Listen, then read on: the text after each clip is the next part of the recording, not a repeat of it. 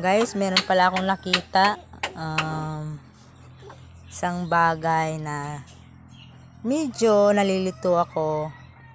Nakita ito malapit lang dito sa lugar sa tinitirahan namin.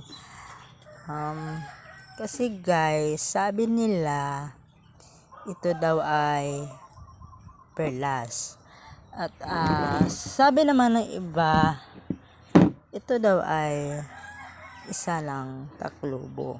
Pero hindi ko kasi alam guys.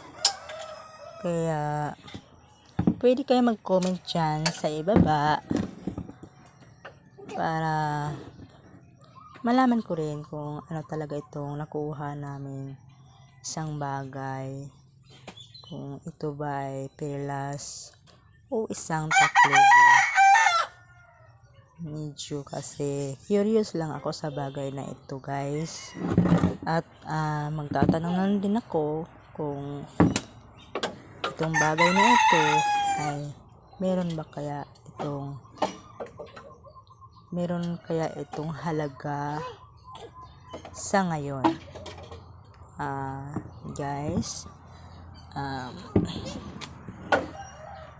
comment kayo sa baba ha. Ayan lang muna guys.